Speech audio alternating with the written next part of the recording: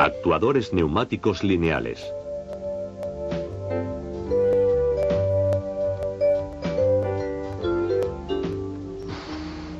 Estos cilindros neumáticos se utilizan para elevar y descender herramientas de producción. Este es un ejemplo de cómo los actuadores neumáticos convierten la energía neumática en energía mecánica. Para comprender cómo funcionan, vamos a estudiar algunos tipos de actuadores lineales. Este es un modelo transparente de un cilindro. El cilindro lineal es el actuador neumático más frecuentemente utilizado.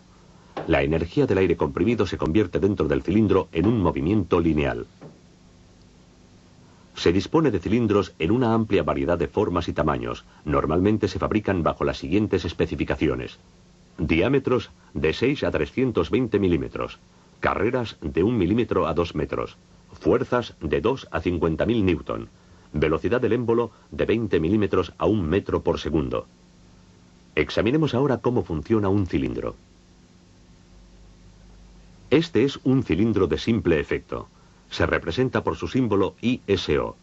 Obsérvese que el símbolo indica que el cilindro tiene una sola conexión de entrada de aire y un muelle de retroceso. Cuando se aplica aire comprimido a la conexión de entrada del cilindro, el aire empuja al émbolo. Si la fuerza generada por la presión es mayor que la fuerza del muelle, el émbolo se desplaza comprimiendo el muelle y haciendo avanzar el vástago del cilindro. Cuando se libera la presión, el muelle devuelve al émbolo de nuevo a su posición inicial, haciendo retroceder el vástago. La fuerza del muelle, la presión del aire y la superficie del émbolo determinan la capacidad de trabajo del cilindro.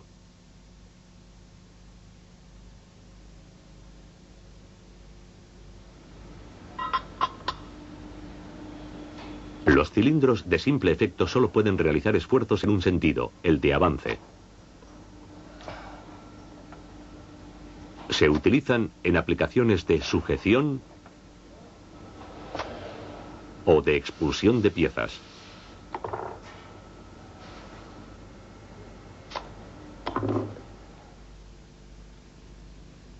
En aplicaciones que requieran esfuerzos en ambos sentidos se utilizan cilindros de doble efecto.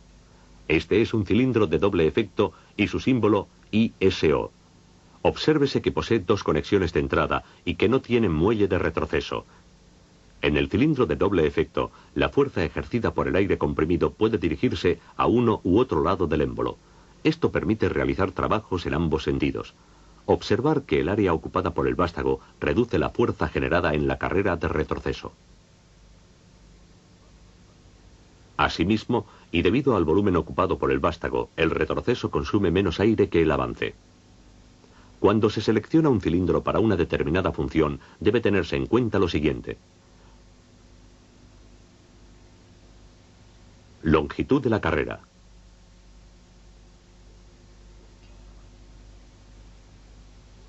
fuerza al avance, fuerza al retroceso y velocidad del ciclo. A continuación examinemos la relación entre la fuerza y la velocidad. En este ejemplo, con cargas iguales, ambos cilindros avanzan a la misma velocidad.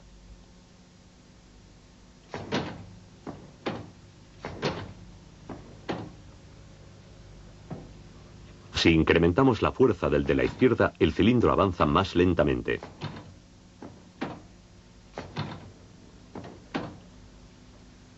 Si añadimos más carga, aún avanza más despacio. Por lo tanto, con la misma presión y tamaño de cilindro, al aumentar la carga disminuye la velocidad. Si a un cilindro se le aplica una carga del 75% de su capacidad, la velocidad de avance será la mitad de la que obtendría sin carga.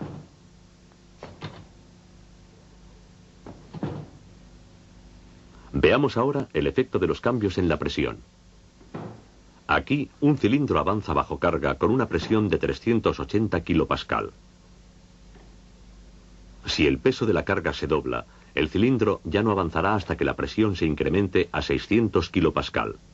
Esto demuestra que hay una relación directa entre la presión de funcionamiento y la carga.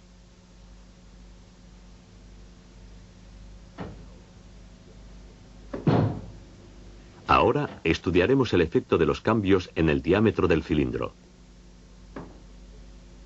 Como diámetro de un cilindro, se considera su diámetro interior, o sea, el diámetro del émbolo. Estos dos cilindros tienen diferentes diámetros. Con la misma presión y carga, el de la derecha no puede levantar la carga, mientras que el de la izquierda sí. Midamos la diferencia de fuerzas. El pequeño cilindro que aquí mostramos tiene un diámetro de 16 milímetros.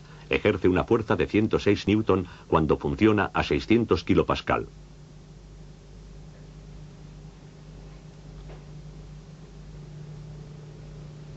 Un cilindro con un diámetro de 25 milímetros a la misma presión ejerce una fuerza de 262 newton. Cuando se aplica la misma presión a un cilindro de 32 milímetros, se produce una fuerza de 418 newton. Esta relación se muestra con la fórmula: la fuerza F es igual al área del émbolo A multiplicada por la presión P. El diámetro del émbolo afecta directamente a la fuerza, velocidad y consumo de aire del cilindro. Un diseño eficiente utiliza el cilindro de menor diámetro, adecuado a cada aplicación. En esta máquina se utilizan diferentes tamaños de cilindro según el trabajo a realizar.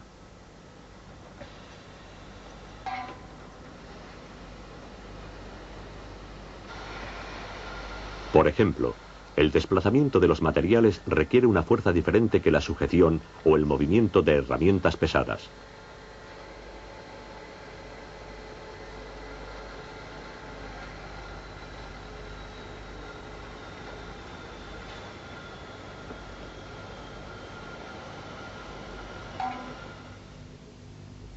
Hay algunas aplicaciones en las que no es admisible que el cilindro vaya a la máxima velocidad al final de su carrera.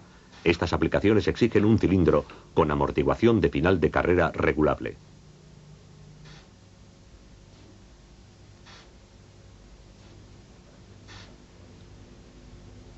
Esta característica ralentiza el movimiento del émbolo al final de su carrera. La amortiguación de final de carrera se consigue reduciendo el flujo del aire de escape durante el tramo final de la carrera.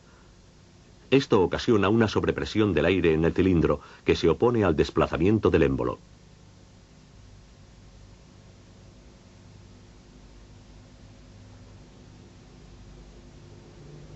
A continuación examinemos otros tipos de cilindros.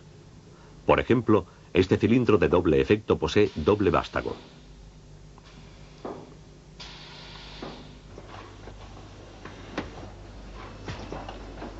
Esta disposición proporciona un desplazamiento lineal más preciso debido al doble apoyo de los cojinetes. Cuando hay cargas desplazadas en el eje del cilindro, el vástago sufre esfuerzos laterales que pueden compensarse con los cilindros de doble vástago. Otra ventaja del cilindro de doble vástago es que el lado no utilizado puede aprovecharse para otras funciones, como la detección de la posición.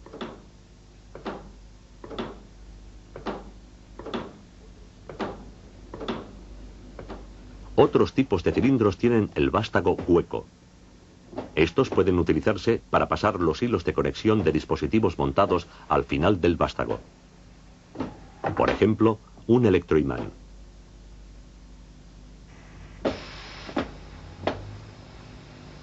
O pueden utilizarse como conducto para vacío o líquidos, como el aceite. Estos cilindros tienen los extremos del vástago roscados interiormente para facilitar su conexión. Este cilindro no tiene vástago.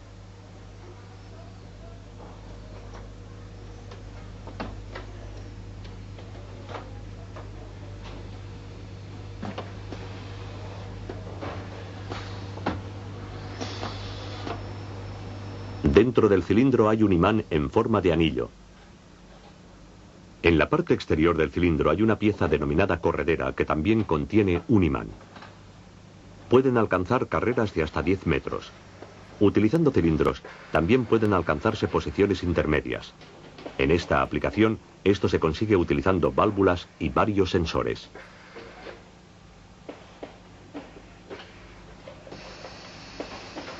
Otra forma de multiposicionado es la que utiliza dos cilindros de doble efecto unidos por sus culatas.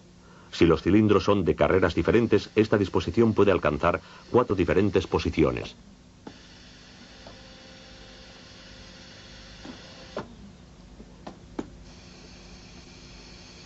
Por ejemplo, en esta máquina se utilizan las 4 posiciones para taladrar y avellanar 2 agujeros.